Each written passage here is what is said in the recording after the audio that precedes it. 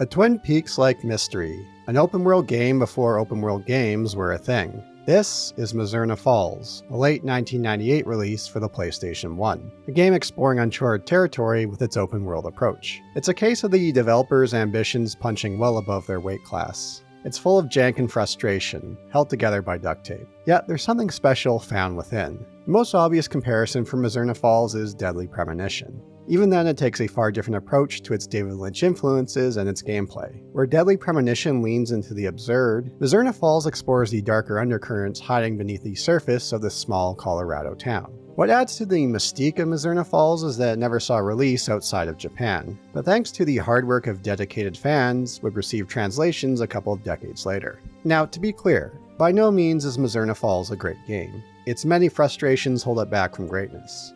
But it's a one-of-a-kind title. The twists, the turns, and the intrigue of the story drive it forward. It's a fascinating glimpse into the early days of open-world games before best practices emerged. And if you're a fan of the works of David Lynch, its unique Japanese interpretation pays excellent homage while being its own thing.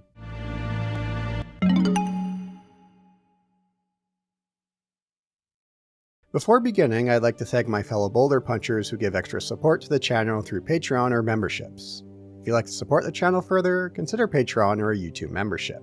You'll get early access to videos, be featured in the credits, periodic updates, take part in polls, and of course, my undying gratitude. Let's begin. Booting up the game starts with a voiceover giving context about Mizzurna Falls, a small town in the state of Colorado. I'm guessing they had one of the developers with some fluency in English do the voiceover. 6:13 a.m. on the 25th of December.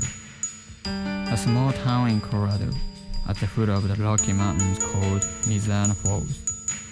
The girl was found in woods on the outskirts of the town, fallen and smeared with blood. We play as Matthew, a high school student. It's Christmas Day. He gets a call from his friend Winona to hear about their friend Emma has gone missing, one they saw the night before. Now as of late, Emma has been acting a bit strange. Matthew lives out back behind his Uncle Naz's general store. Heading into the store, we'll run into Sheriff Morgan Stein. It's clear as day they based him off the dad from Family Matters, or the cop from Die Hard. Now Die Hard is more appropriate here. One, as the game takes place during Christmas time, and two, the name of the hospital in Mizzurna Falls is Gruber Hospital. Emma's disappearance is the only part of concern for the town this Christmas morning. Kathy Flannery, a younger high school student, was found with grave injuries in Barrows Forest earlier that morning. Barrows being a nod to the Clock Tower series, under Human Entertainment, the same developer. A bear attacked Kathy, who is now under care at Gruber Hospital. The sheriff has us wait outside her room. Father Barton, the town priest and adopted father of Kathy, arrives and heads in. Kathy falls into a state of shock and ends up passing away.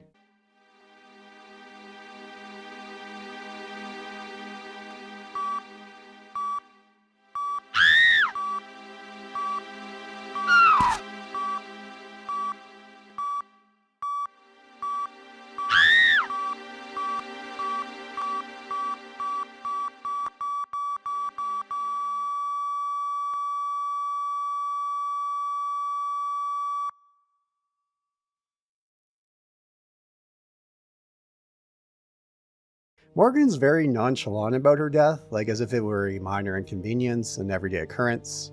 A shrug of the shoulder and tells us to come by the sheriff's department later. Alright then. It's at the sheriff's department that the game begins proper.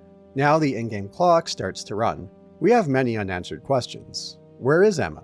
Is she still alive? What happened to Kathy? What were they doing in the forest? It's time to get to the bottom of things. Taking a look at the gameplay. I have to note the awkward movement of walking Matthew around in Mizzurna Falls. These are what I like to call tankish controls. That's how it feels to steer Matthew in the game's given perspective. You could use these shoulder buttons to turn 90 degrees. Lining yourself up to talk to someone, opening a door, or examining a surface can be a bit of an ordeal as a result. On the note of opening doors, I love the screen wipes the game uses in transitioning between areas. Other things the game has us do every once in a while is stacking boxes. Line up the box in the right spot to climb up to a higher area. Again, it's an ordeal with how controls handle. Now, Mizzurna Falls, Colorado, it's not a large town. Matthew has a 6 set of wheels with his old Beetle. No, you can't run over people, believe me, I tried. Driving handles better than controlling Matthew, although it's nothing to write home about. You can get yourself into situations where you get your car stuck. Depending on how you park in locations, you may not be able to get into your car as other cars park. So what's one to do? Well, give the auto garage a call. They'll come pick up your car and deliver it to your choice of key landmarks. So if you get the car stuck in the middle of nowhere, you're not doing yourself any favors. Might be a bit of a journey on your hands to get to your car. With how the game timer runs, that's the last thing you want, although hold that thought for now. There's one point later in the game where an event results in Matthew leaving his car at another location.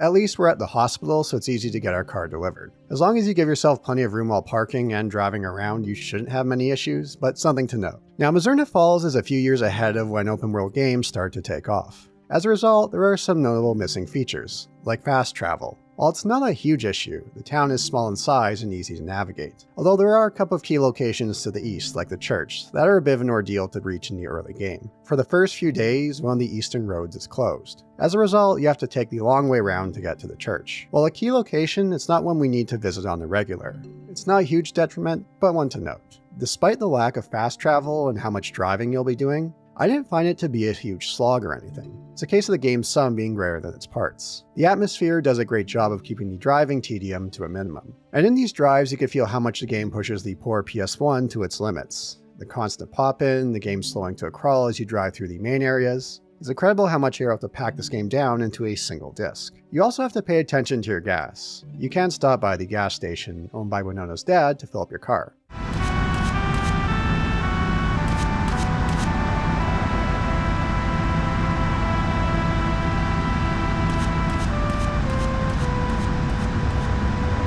On the game's currency system, it exists, but one you don't have to worry about. Gas costs? No worries. I'm guessing Matthew must have a massive tab. This is the same case for the diner or the bar for food or drink. Have as much as you want. Don't worry about the cost. Matthew seems to have an endless stomach and wallet. There's a bit later on where the priest, Father Barton, tries to give us some money for our troubles. Why does that matter? I have to wonder if they had something more in place with the currency system, but decided to cut it all together. I do love how sitting down to eat or drink works. Take a seat, call over the server to get you something. If there's someone sitting next to you, turn to them to have a chat or show them something. I love the context items the game uses for chatting or ordering food.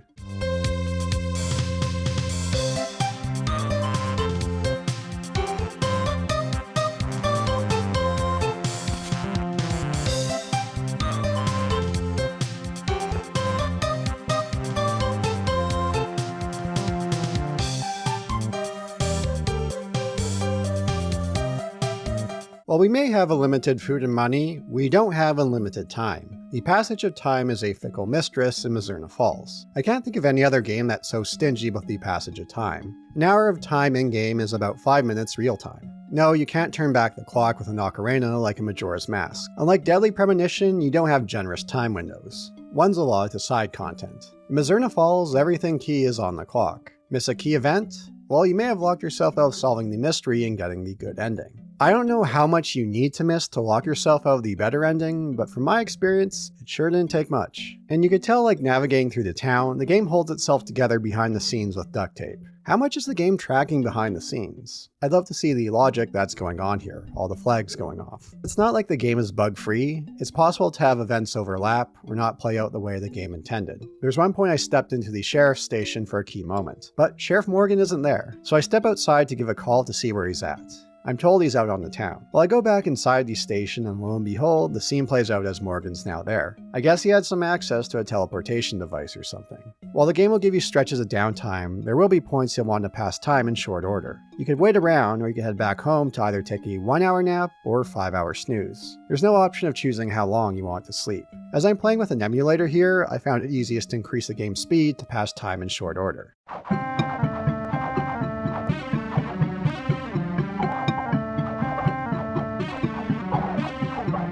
Again, there weren't many games out there doing what Mizzurna Falls was doing here. This was in the days of unexplored territory of open worlds. With that comes all the growing pains. Now, there are a couple of helpful tools in dealing with the constant flow of time, one being the info boards we could find across town. These provide info of current events and can give us a hint of areas to check out or phone numbers to call. As the game progresses, we can access a more thorough info board in the police station to keep track of what's been going on. And the other godsend is our phone. With proper usage, it could save a lot of time and headaches of checking ahead. Each phone number is 4 digits. Various combinations of the 4 face buttons of the PlayStation controller. You can find a notebook in Matthew's room to keep note of the phone numbers we collect. Now, I found it easier to write them down on a piece of paper to have on hand. On the regular, I rotate through calling various places, most notable being the sheriff's station and the hospital. Lots of key moments and characters at these locations. Or call the gas station to see where Winona is at. The person you may be looking for may be elsewhere. There are also some cases where someone will phone us. A small time window exists for picking up that call. It's another one of those cases where following a guide is necessary to reduce the many frustrations of Mizzurna Falls. Now, if you do decide to give Mizzurna Falls a shot, I do recommend having a guide on hand. There's an excellent one on GameFAQs to help you out. Sure, you could do some trial and error to discover the critical path, but there's going to be points that you'll more or less miss something without a guide. Several points I had a general idea of what I need to do next, and would check the guide to see if I was on the right path. And then there would be situations where I never would have thought to seek out what the game tells you to do. And even then, with a guide on hand, it wasn't a smooth experience. So, is this all Mizzurna Falls consists of? Move around from location to location, talk with locals, collect clues? No, there are an assortment of minigames spread throughout. Most notable being this fighting minigame. Oh boy, this fighting minigame. One that required far more time in the oven or removed altogether. Despite how this footage may appear, it's an absolute chore in how it handles. Matthew may as well be on another planet when it comes to his next output from our given input. What is nice with combos is that you don't need to follow up right away. Get a hit in, if you can, back off, get another hit in, back off again, and that third strike will be a fist that delivers plenty of damage. Of course, you need that fist to connect. It's very finicky in having the right distance from your foe. Many times, closing that gap results in you taking a hit. You need utter precision to get your hit in without taking damage. Mix in the delayed inputs and you'll end up losing these fights again, and again, and again. To the point where if I got a few good hits in, I'd save scum with the emulator's save state, so I didn't have to start from the very beginning.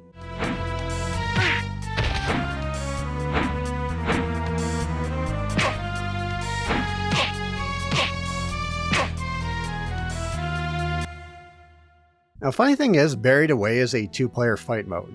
If you go to the park at a certain point in the later evenings, you can talk to Old Man Perry, at which point you could access the 2-player fight mode. Practice your quote-unquote skills against one another. Funny to know how many characters you could choose from, including Barbara Holden, the old woman in the wheelchair. I don't know why you want to torture someone else with this 2-player fight mode, but hey, it's there if you want it. But there were many situations where I could feel dread building up when I realized I was about to enter a fight. It's an absolute chore to play through, one that the game comes back to over and over. There are a few other minigames we'll encounter in our playthrough.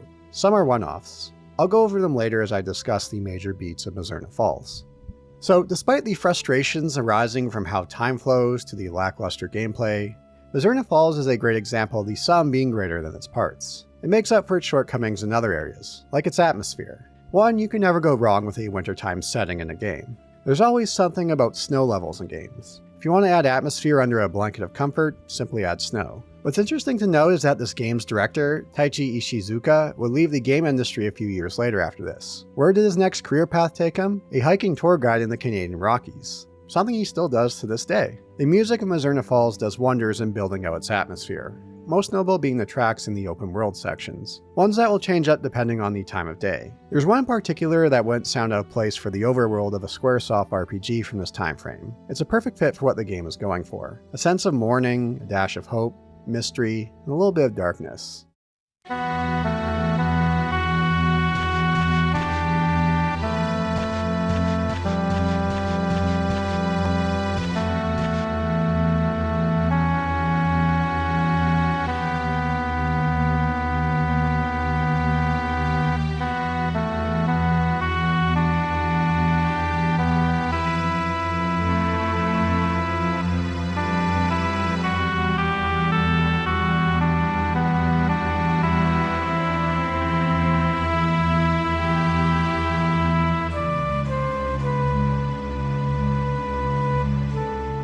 On the note of sound, I love this little stinger that plays when we receive key information in a conversation.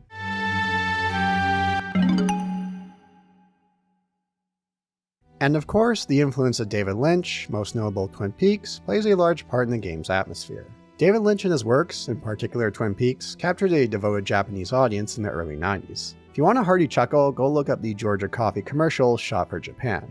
At the time that Kyle MacLachlan, who plays Dale Cooper, appeared on a Japanese talk show.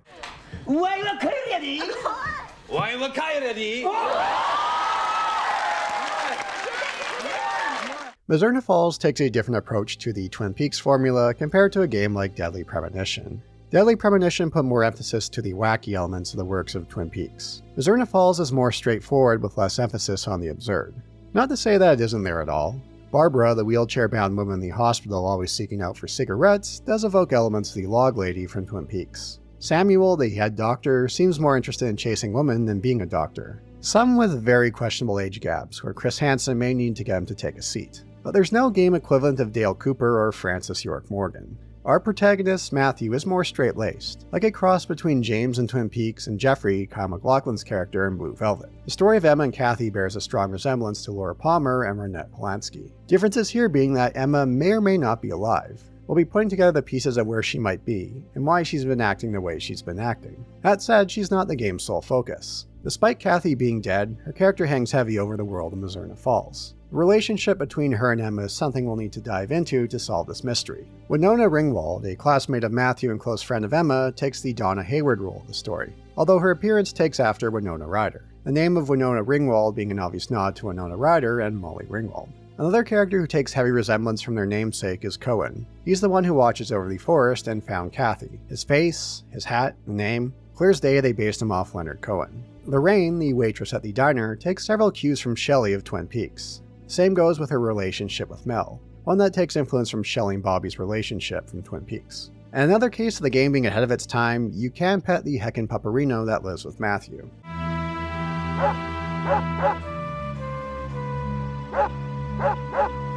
The Twin Peaks influence is more about the darkness that lies beneath the town's surface, and we'll also see several elements of Blue Velvet make their way into the game's story. There are still moments of humor, but they're more dialed back. It's like the other side of the coin compared to Deadly Premonition. That game could have its share of dark moments, but its absurd nature was front and center. Mizzurna Falls is more about the mystery, the darkness lurking underneath the surface of the town. Before going through the major beats of Mizzurna Falls, I want to discuss its journey in receiving a translation, and the bumps along the way. As mentioned earlier, Mizzurna Falls never saw release outside of Japan from late 1998. For many years, it was one of those odd curiosities, a forbidden fruit if you will. Back in early 2014, YouTuber Resident Evie did a playthrough of Mizzurna Falls. While playing the game in Japanese, she did a verbal English translation. She'd also create a full written translation of the game, including the walkthrough you could find on GameFAQs, the one I kept on hand throughout my playthrough. Ever play the classic Rebirth patches for Resident Evil by Gemini? To me, they're the best way to play the classic RE trilogy on PC. Well, Gemini himself began to put together a ROM hack of Mizzurna Falls with the English translation.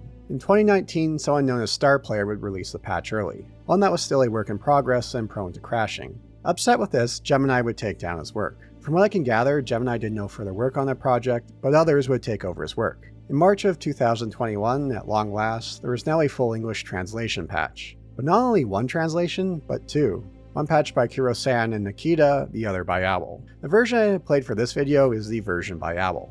The Owl version uses Resident Evie's script as is. The other version by Kiro-san and Nikita takes more liberties with Resident Evie's translation.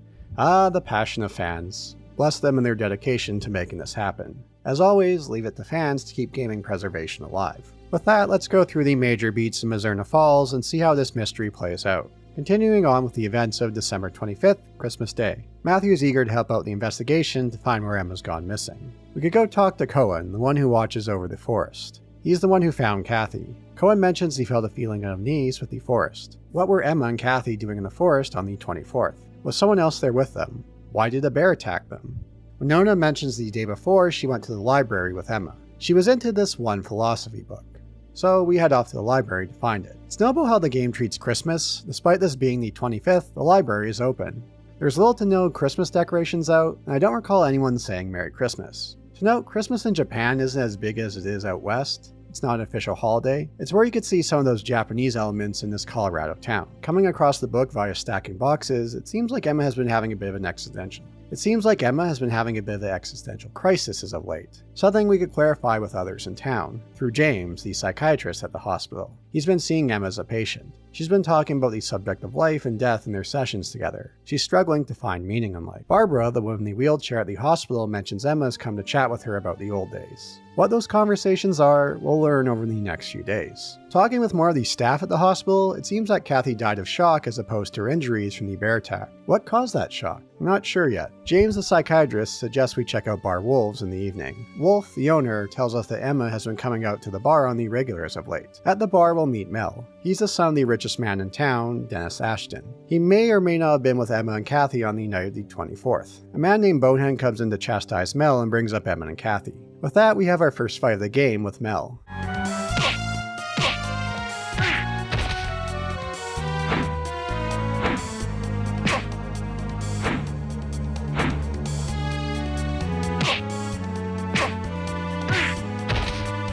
That more or less wraps up the key events of the 25th. We're still very much in the dark here. We get a few answers, but more questions arise as a result. There are 2 key events that we'll need to do on the 26th. One is investigating the crime scene in the woods. The other is attending Kathy's funeral. On to the 26th. Early in the morning, we head to Barrows Forest to investigate the crime scene. We head in with Cohen to the tree where he found Kathy. The markings on and around the tree point toward a ritual occurring here. Nearby is a dead deer. Uh-oh. Here comes that bear that attacked Kathy to chase us.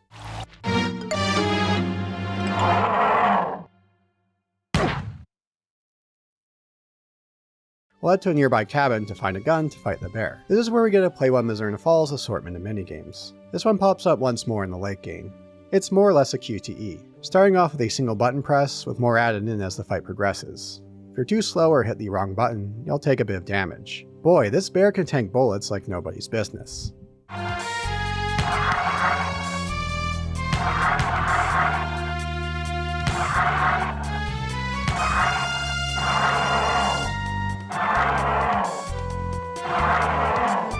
After killing the bear, we could search it to find a necklace. One that Matthew notes must belong to Kathy, as Emma wasn't a fan of necklaces. We can't confirm this with Kathy's adopted dad, the priest Father Burton. He mentions it's the work of the devil and that he found the necklace in the church basement. Later that morning is the funeral for Kathy. Winona notices a woman named Loretta there, one they're not familiar with, and wonder what kind of connection she has with Kathy, but Loretta isn't talking at the moment. With our suspicions about Mel, we could break into his room at home, because of course we can. Matthew is above the law.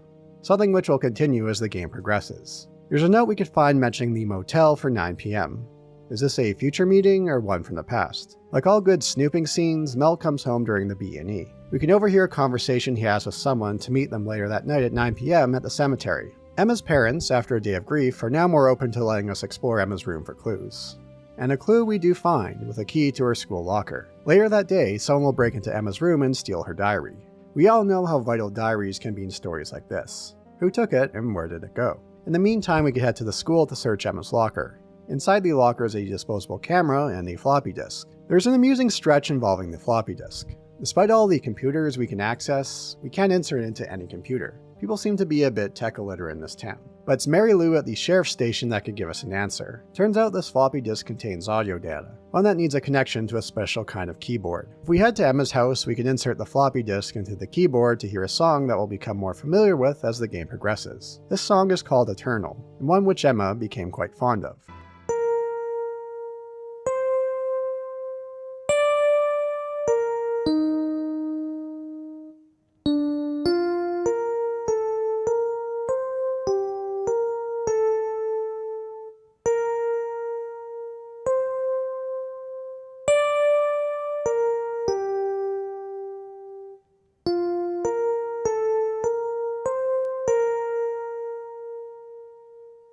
From the disposable camera, the photo developed shows a no-entry area in the forest, not far from the tree where Kathy was found. What could be in that cave that's blocked off? We'll need Sheriff Morgan for that the next day. Following the lead of overhearing Mel, he meets with Bonehead at the cemetery at 9 p.m. that night. Mel mentions that noon the next day he's going to come into some major cash. If we follow him, he'll make a stop at the diner, which we can overhear a conversation that seems to point toward the diner being a source of major cash, as if he's planning a robbery for the next day.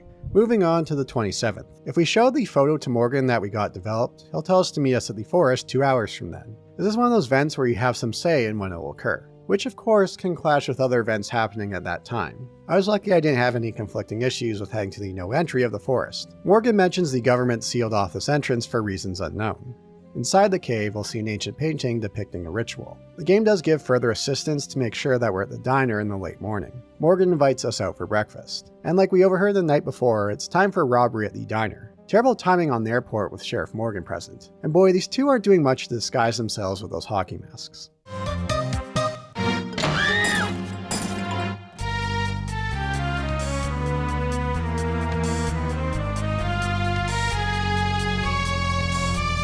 That said, they do go through with the robbery and they do drive off. Time to go find them. They went east, but there's still plenty of options for them to hide. Lorraine at the diner folds like a cheap poker ham about Mel and his plan to rob the diner. They'll be hiding in the outskirts of town by the church. In another case of Mizzurna Falls being well ahead of its time, we have a tailing mission. Keep a far enough distance away to see where this guy is going. Something also common in games nowadays, but back in 1998, there wasn't much on the tailing front. None that popped to mind in my head. Tailing this robber, as the game calls him, he'll lead us to Bonehead and Mel inside one of the cabins, at which point we'll have a fight with said robber.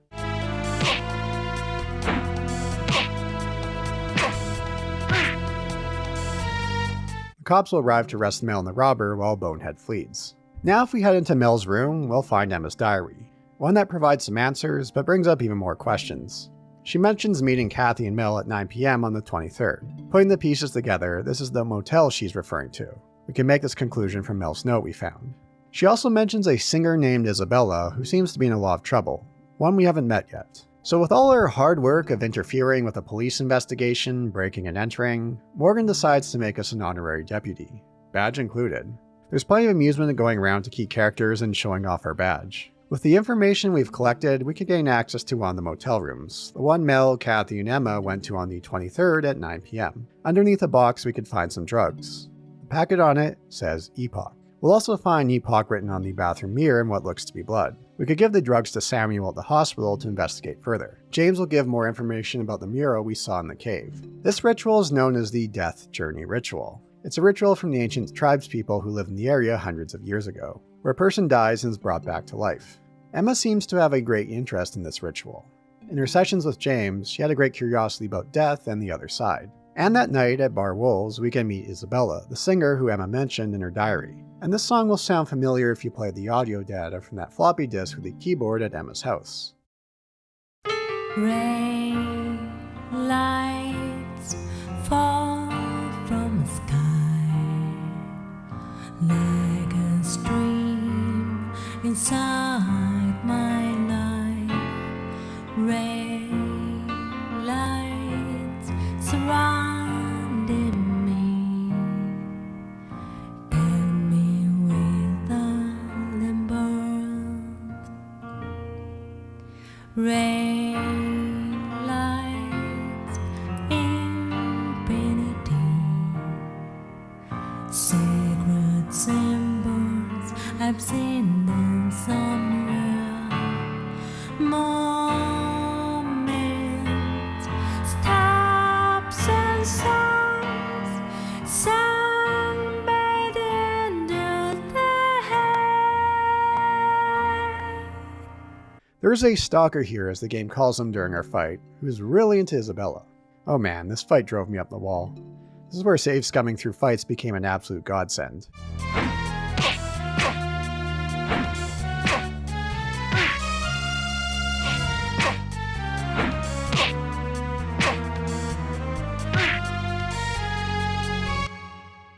Asking Isabella about Emma, she remains tight-lipped. And being no better than the stalker we fought off, we could stalk her back to her home at the apartment building around the corner from where we live. Our Uncle Nas, who lives in the apartment building, mentions he's seen plenty of sketchy people come and go from her place. Taking a peek into Isabella's apartment, Matthew gets knocked out by one of those shady people. When we awaken, here comes Isabella, strolling out of the shower. And here comes a large exposition dump. 2 years ago, she was in a car crash that killed her husband. Her husband was Wolf's brother, the owner of Bar Wolves. Wolf took her in and gave her the stage and a chance to sing. Emma was the one to name the song Eternal. She had a great fondness for it. In that car crash she was in, Isabella had a near-death experience. In that experience, she heard the song in her dreams and wrote it. There is a profound sadness to Isabella, and she's gotten involved with people she wants to get away from. She tells us to leave and not to get involved. Her involvement with Emma is still up in the air. If you've seen David Lynch's film Blue Velvet, you could see the overlaps here in the story. Actress Isabella Rossellini played Dorothy Valens in Blue Velvet, the name Isabella being a nod to the film. She's gotten in with the sharks and wants to get out, and Matthew wants to help. What she implies is far beyond what he can understand or deal with. Again, for every answer we get, several more questions pop up. The game has a delicate juggling balance for the mysteries between Emma, Kathy, and Isabella, but does a great job of balancing them out, how each flow to one to the next. This closes off the events of the 27th. For the 28th, there's not a whole lot on the docket at first. The key event will be the fact that it's Barbara's birthday, the old woman in the wheelchair at the hospital. She's mentioned Emma's come by to talk to her stories from Barbara's younger years. If we bring her a pack of cigarettes for her birthday, she'll open up to us about Emma and her own past. But there are other events that happen on the 28th, like Dennis Aston, the richest man in town, bailing out his son Mel from jail. There is a bit of a strained relationship between the two. Beyond Barbara's birthday at the hospital, one key event is following up with Samuel about the drugs we found, the one called Epoch. It's a hallucinogen that was popular on the West Coast in the 1960s. Matthew suggested it was Mel who got the drugs. After all, he did rob the diner as he needed money. Too bad he got out of jail on bail. Morgan heads off to find him. But like everything in Mizzurna Falls, if you want something done right, you need to do things yourself. Lorraine at the diner doesn't fold like a cheap hand like she did before, but Matthew has a hunch that she may be the key to finding Mel. But in the meantime, let's go celebrate Barbara's birthday with the gift of cigarettes. There's an incident from Barbara's past 40 years ago that she's tight-lipped about. But we could do some digging through her granddaughter Liz in the school library to find out what happened. 40 years ago, Barbara's younger sister was murdered in some kind of satanic ritual. The murderer was a man named Cougar. Yes, Cougar. That's what they're going with, alright. A young man who lived at the church at the time. He attempted to perform the Death Journey ritual, the ritual that James mentioned, the one we saw in the cave mural. Cougar used Barbara's younger sister as a sacrifice. He was unable to bring her back from the dead. Hunted down in the forest, he took his own life. At the time, Father Barton's father was a town priest and well acquainted with Cougar. The military would help in the murder investigation, showing great interest in the Death Journey ritual. Going to the church will give us further context to what happened 40 years ago. The large tree where Kathy was found on the 25th was the site of the ritual. Father Barton long ago burned all documents that Cougar had about the ritual itself. Father Barton himself is tight-lipped about the incident with Cougar. Clues we picked up earlier, we could discover Mel is hiding out at the motel. Or was. He'll escape on his bike. Here we have a little chase minigame. Hit him 3 times to knock him off his bike.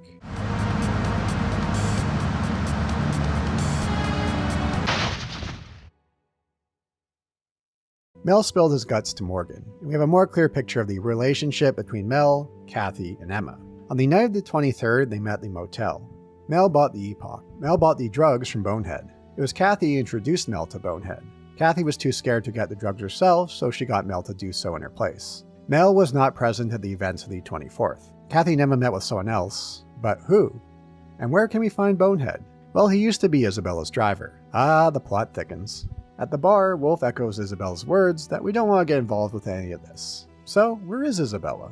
She's not at the bar that night. Looking into her apartment, it's been broken into, but the door is locked. So Uncle Nas suggests we climb through the vents to get into her apartment. And here's where one of the cases where having the guide on hand makes for a better experience, where you can avoid frustrations. We can't see in these vents unless we had a lighter that we grabbed from Uncle Nas's general store. Unless I missed it, there was never a real hint or suggestion of grabbing a lighter from the store. After all, it's very easy to miss due to how the game controls handle. You can only pick it up while the store is still open, but Uncle Nas has stepped away from the counter. So if you don't have it here, well, too bad. The game goes on, but you'll lock out key events that lead to the best ending. And despite using the apartment next door to get into the vents, I got lost for some time trying to find the way into Isabella's apartment. The size scaling is way out of whack for this sequence. Inside her apartment, we'll find a photo of a cabin.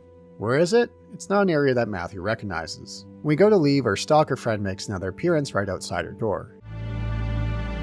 He mentions he's seen Isabel at the junkyard, which is our next stop. And at this junkyard, we'll find a whole stash of epoch. And then begins one of the game's most frustrating moments, even more so than the fighting minigame. Leaving the junkyard to find Morgan, the junkyard dog chases us. Now we have a little minigame of running away from the dog. It only takes 4 bites from the dog to lose the minigame. This is very much a trial and error process, even more so than the fighting minigames. What worked best was to run around the circle while moving my way closer to the junkyard entrance.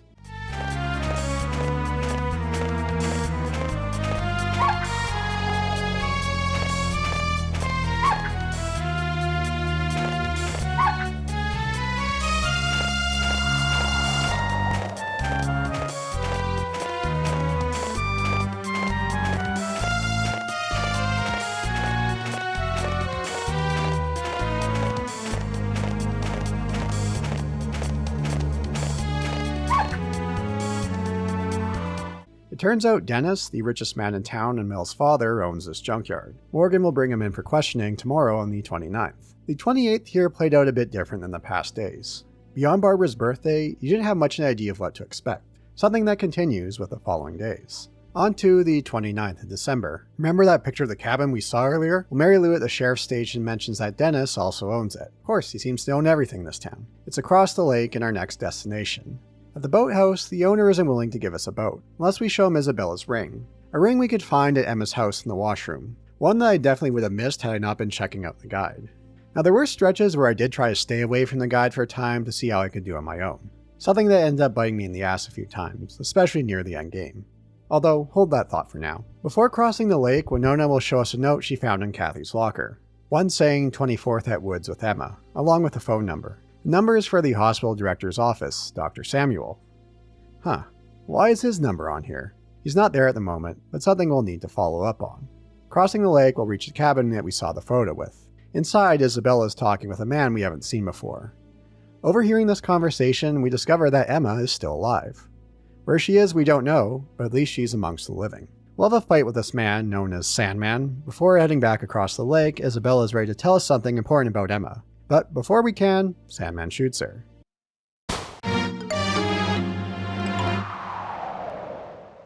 She's not dead, but she'll need to go to the hospital to recover before she can tell us any more information. She mentions something about getting Emma involved, but much is still up in the air. While this is going on, Dennis, the town's richest man, shot himself. He's dead. He left a note saying he was the one dealing the epoch in town. That said, something seems off about this. Like this wasn't his doing. Something that his son Mel agrees with. He doesn't think it was his dad who did this. While we can't go visit Isabella at the moment at the hospital, we can follow up with Dr. Samuel. Why did Kathy's note have his phone number?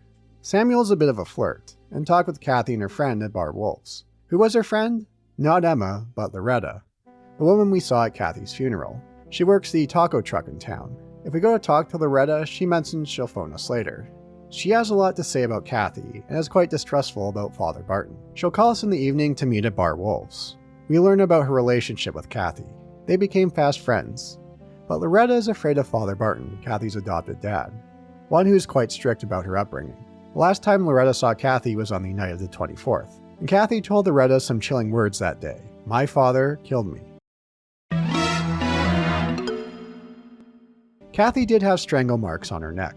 Was this her father's doing? During this conversation, Winona calls us up to mention she's going to check out the church, giving us the incentive to head over there right away. And we do make it to the church before she does. We can now explore some areas in the church we couldn't access before, like Kathy's room. There's a note inside, confirming that Father Barton did strangle her and try to kill her. But as we're reading the note, Father Barton sneaks up on us and knocks out Matthew.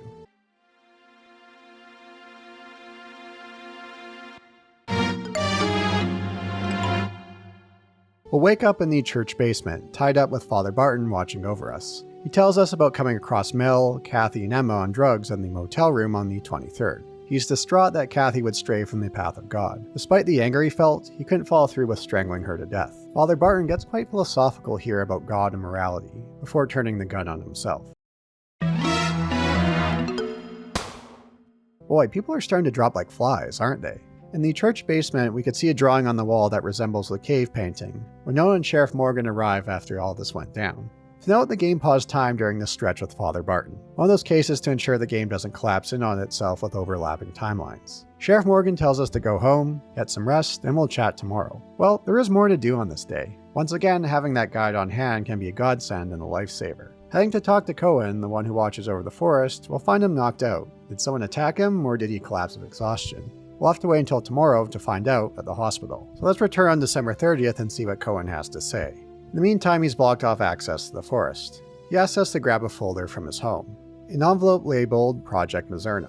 In an earlier conversation, Cohen mentioned he used to be with the military. He left a few years back to watch over the forest in Mizzurna Falls. He came across this project during his time at the military. The military came in 40 years ago to Mizzurna Falls to help with the murder involving Cougar and Barbara's sister. The military showed great interest in the death journey ritual. There's a tape player in Cohen's room at the hospital. If we play him the Eternal tape, he'll recognize the song. The military were running several experiments related to post-death experiences. They placed people in a state of temporary death and revived them.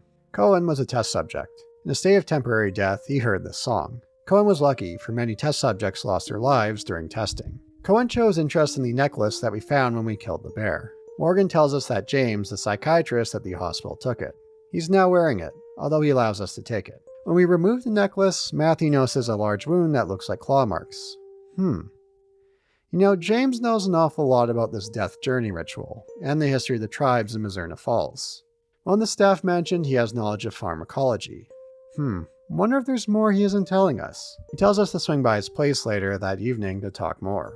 Until then, we could sleep the time away or go wander around. There's not much left to do at this point as we close in on the new year.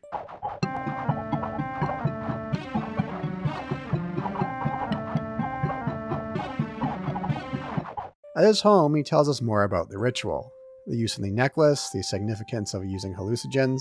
To the natives of the area, the Mizzurna was like a god. With the ritual, the god would descend to be one with the soul. Hence the town's name of Mizzurna Falls, the god that descends.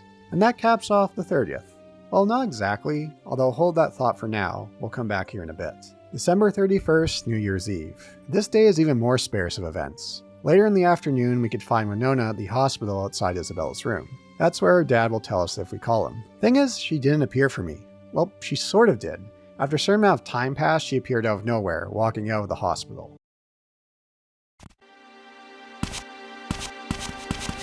She heads to Bar Wolves, but with missing this event at the hospital, the next event won't take place. So what happens now? Well, a bit before midnight, Sheriff Morgan gives us a call. They found Emma dead in front of the tree in the forest. Signs of strangulation, having taken epoch. Credits roll, telling me to try again. Huh. Well, that's the nature of Mizzurna Falls. Did you miss something? Well, kiss that good ending goodbye. Try again. Now, I had no desire to start all over again, so I tried reloading, tried going to the hospital at a different time. A couple of reloads later, I was able to have this scene play out at the hospital. Winona is now there. Huh, crisis averted. Well, for now. This time at Bar Wolves, a bit of a kerfuffle takes place between Wolf and Mel. Morgan comes by to put an end to it. He gets a call telling him that Isabella woke up at the hospital. But for whatever reason, he needs to head back to the station first. Well, the game needed an excuse to have us in the hospital by ourselves without Morgan present. Because when we get to the hospital, it's deserted. Some lie dead, some shot. We'll find Isabella tied up in the basement. But Bonehead gets the drop on us. He's the one who killed Dennis, and set up to make it look like Dennis shot himself. James comes in to save the day as Bonehead runs away. Isabella reveals that it's been Wolf all along. He's been behind everything. He's the one dealing epoch. He's kidnapped Emma and she's at Aston Farm. Instead of waiting for backup, Matthew goes charging in. And at long last, there's Emma.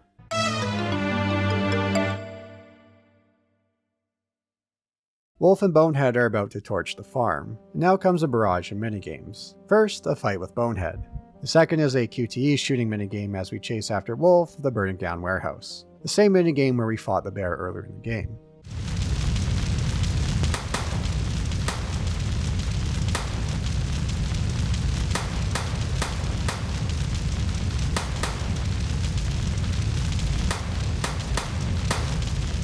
On the rooftop, we now have a fight with Wolf. He's under the influence of epoch and packing a knife. That knife of his can make short work of us, making this fight extra annoying.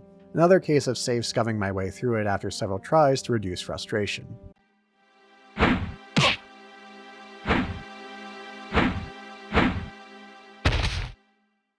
Someone shoots Wolf and things seem to start wrapping up. It turns out it wasn't any of the cops who shot Wolf. So who did? And the ambulance that was taking Emma to the hospital never arrived. So where did it go? Well, let's head to the forest. And there's Emma in front of the tree. But someone off screen shoots Matthew. He can't believe who shot him, and the game doesn't reveal who did. With that, Matthew fades away into the afterlife.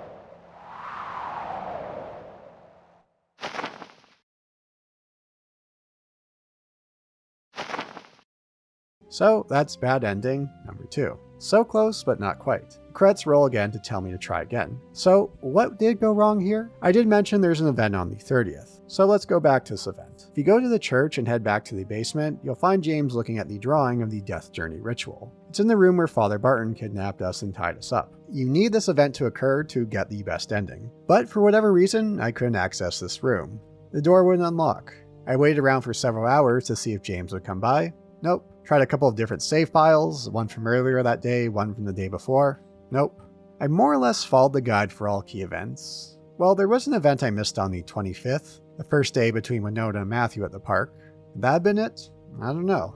Somewhere the game seems to have collapsed in on itself. So close, yet so far. While I enjoyed my time with Mizzurna Falls, the thought of replaying the game to get the good ending wasn't appealing. something with about 10 minutes of difference in its end stretch. So in that case, I'm using footage off a playthrough by Nintendo Complete here to show the best ending. Heading to the tree in the forest, Cohen will join us. Emma's unconscious next to the tree. This time someone off-screen shoots Cohen, and we get the reveal who that is. That being James, the psychiatrist from the hospital. Which shouldn't come as a surprise. Scratch marks on his neck that we saw, his extensive knowledge of the ritual, his knowledge of pharmacology, the time he spent with Emma in their counseling sessions together. What's the endgame of James? He's the one who synthesized the epoch and sold it to Wolf. On the night of the 24th, he came with Kathy and Emma to perform the Death Journey ritual. By sheer coincidence, the bear we killed earlier attacked them. Emma ran away, and Wolf would find her and kidnap her. James was helping us this entire time to find Emma. He was the one who shot Wolf on the roof. James himself wanted to gain eternal life from the Death Journey ritual. James shoots and wounds Matthew, but Cohen also shoots and wounds James. Emma awakens and runs off. James takes a hit of epoch, and we get a profile change of James. The only one that occurs in the game, making it quite effective. Look at that face there. James and Matthew both shoot each other. James falling into water, to his death. Matthew's life flashes before his eyes under the moonlight. But this time, in this ending, he survives. Over the credits, we'll see him healing up in the hospital. We'll see Isabella leaving town. And this time we get a the end as opposed to try again. And so ends the story of Mizzurna Falls. One full of twists and turns as we try to get to the bottom of its many mysteries. Finding Emma being the main goal, but there's many other mysteries along the way. Like the relationship between herself and Kathy, the reasons for existential crisis, the Death Journey ritual. Mizzurna Falls does tackle several themes around life and human nature. Meaning of life, death, morality, God, religion. The end result is an intriguing story that keeps you invested until the very end. Enough to make up for the game's many, many shortcomings. I've seen other reviews mention that a story like this would work better in a more conventional, linear setting. Something like a visual novel. Which I can agree with to an extent. That said, despite its flaws with its open world setting, that's part of the draw of Mizzurna Falls, a game taking heavy influence from the works of David Lynch, most notable being Twin Peaks and Blue Velvet. It takes that foundation and creates its own unique world and story, one about the darkness lying beneath the surface of a sleepy Colorado town. Much of what Mizzurna Falls would do with its open world approach was unexplored territory. Games like Shenmue and Grand Theft Auto in the following years would get the ball rolling on open worlds as a popular design choice. Mizzurna Falls is very much a game with growing pains with its open world approach. The march of time can be absolutely brutal to the player without a guide on hand. Beyond later game stretches, there's little time to waste or putz around. But despite all these flaws, you can see the ambitions the team had in its project. One punching well above their weight class, but they went down swinging. There's always something to admire about that approach. And of course, there's the forbidden fruit element in Mizzurna Falls, one that never released outside of Japan. One that took many years to receive translations. It's through the hard work of dedicated fans that made these translations possible, doing their part in keeping gaming preservation alive. I've been clear throughout the video how janky and frustrating the game could be, so I went into great detail about the game's story and events if you rather have a Cole's notes of what the game is. If you're willing to put up with some jank and some trial and error, give the game a spin yourself, because there's little out there like it. An open world game before open world games were a thing. And despite the many frustrations I had with it, Mizzurna Falls is memorable, one that stuck with me since finishing it.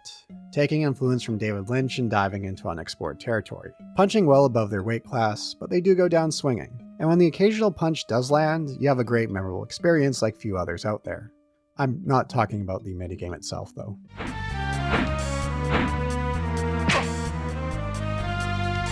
Thanks for watching. Special shout out to my fellow Boulder Punchers for the extra support on Patreon or YouTube memberships. For those in the thank you for your patronage tier, American Boot and Tom Terrible. For those in the now this is Boulder Punching tier, CH3, CH2O, Ethan, the Madman, and Waco. If you'd like to further support the channel, consider joining your fellow Boulder Punchers through Patreon or a YouTube membership. You'll get earlier access to videos, be featured in the credits, periodic newsletter updates, and of course, my undying gratitude. Thanks for watching again. Rain, lights fall from the sky like a stream inside my life. Rain, lights surrounding me, and me with a limber. Rain, light, infinity, sacred symbols I've seen them somewhere. more